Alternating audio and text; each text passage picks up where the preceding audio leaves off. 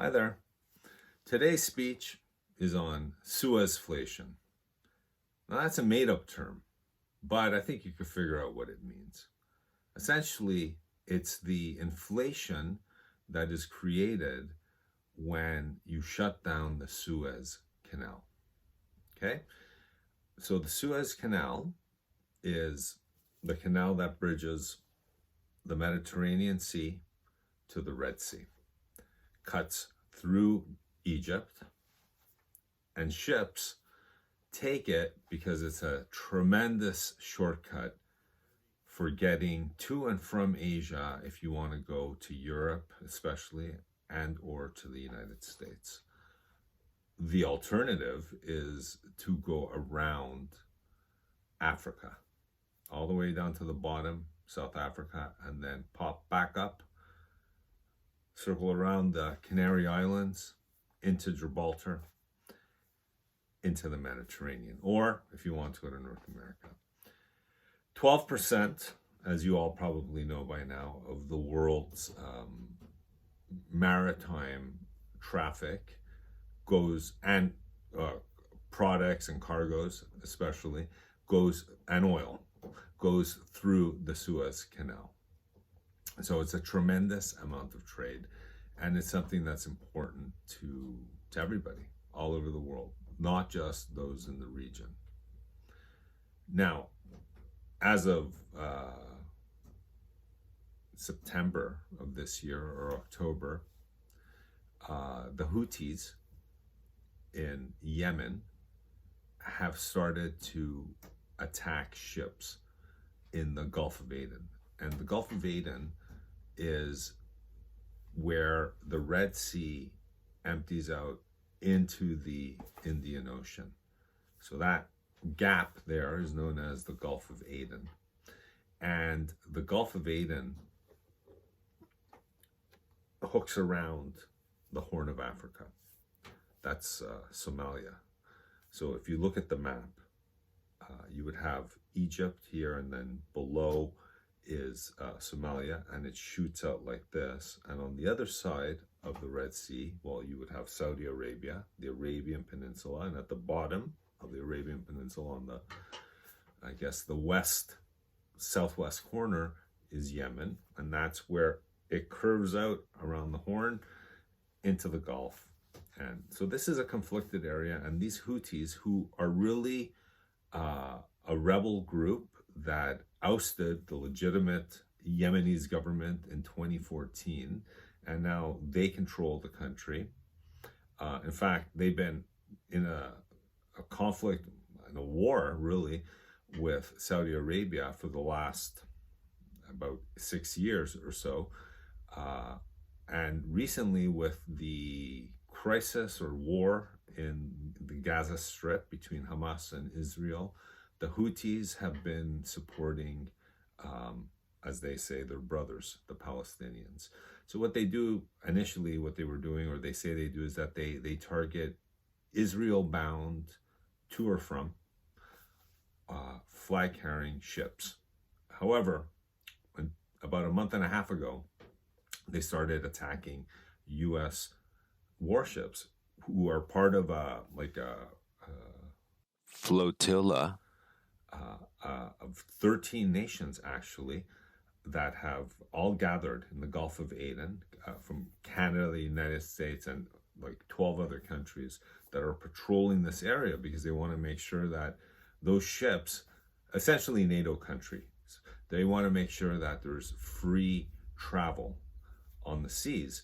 And so they're protecting the ships because currently shipping companies are avoiding the Red Sea and the Suez Canal. So they're going all the way around Africa, which adds about 10,000 kilometers, upwards of 10 days to 2 weeks. And the carbon footprint, well, is considerably greater. So there's a lot of incentive to deal with this. However, the causes run deep, and it's not so easy. But what is true and what is obvious are the consequences, and they're most easily seen economically. Hence, Suez SuezFlation. Now, SuezFlation is when the pressure from the conflict or the embargo of or attacking ships, to put it more simply, increases the cost of transportation. Ultimately, it gets passed on to the final product or the final consumer. And there are estimates that this could reach an additional 10% to the final price tag on the shelf.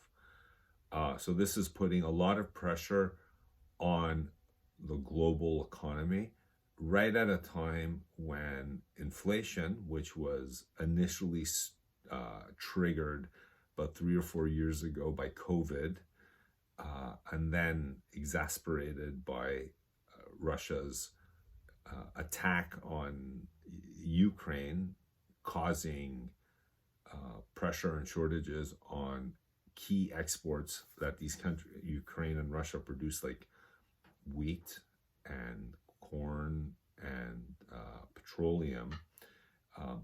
Inflation shot up upwards here in North America, even getting close to like 9%. In Europe, it was in the teens, and a lot of people say that in real terms, it was much higher, like in the 30% range.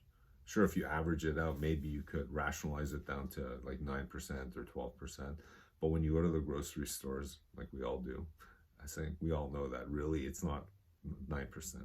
It feels like more like 25%. In any case, the central banks using their interest rates as their main tool, managed by increasing them to clamp down on inflation. And just when we were getting a grip on it, which isn't that bad inflation, because you'd think that with how high it was, we would have entered a bit of a recession. But on the contrary, the world economy in general is just humming along. And now, thankfully, interest rates have finally started to come down. And right then and there is when the Houthis ramp up their Iran proxy activities and start attacking, currently, as of today, U.S. Navy ships, which is going to prompt a response imminently. I mean, this all matters, and I think in order for us to get back on track and in order to ensure more stability in the world, perhaps instead of dealing with the Houthis, we should maybe take it a bit further and look at Iran.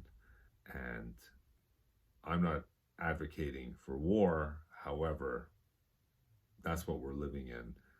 And it's unfortunate that action is stirred because of price tags as opposed to human loss of life.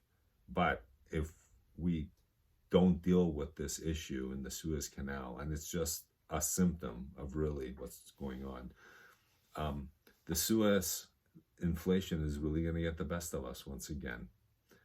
If we deal with both, we'll have more money in our pockets, less people will die, most importantly, and then ships could roam free from Asia to North America and everywhere in between. Thanks.